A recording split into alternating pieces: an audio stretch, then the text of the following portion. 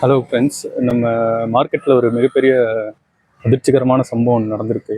அதாவது ராஜேஷ் எக்ஸ்போர்ட்ஸ்ன்ற கம்பெனி வந்து mutual fund, அதாவது பங்குச்சந்தையில் வந்து ஸ்கேம் பண்ணியிருக்காங்க.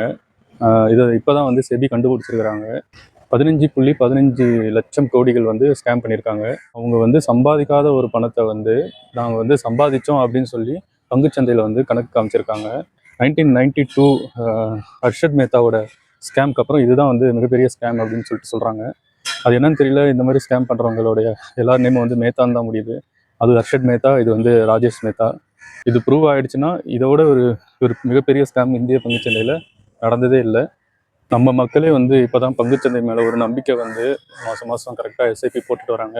ரீசெண்டாக ஒரு ஆய்வில் என்ன சொல்லியிருக்காங்கன்னா, இந்திய மக்கள் வந்து எஸ்ஐபி வந்து நிறுத்தாமல் பண்ணிகிட்டே இருக்காங்க. நிறைய பேர் வந்து பணம் அதிகமாக போட ஆரம்பிச்சிட்டாங்கன்னு சொல்கிறாங்க. ஸோ இது வந்து ஒரு மிகப்பெரிய ஒரு டவுன் பங்குச்சந்தை, இந்திய பங்குச்சந்தைக்கு ஒரு டவுன் மூமெண்ட்டு. மக்களும் இப்போ வந்து நம்பிக்கையை இழந்துட்டு வராங்க. ஸோ கவர்மெண்ட் வந்து இதை பார்த்து ஒரு நல்ல நடவடிக்கை எடுத்தால் தான் அந்த நம்பிக்கை வரும்.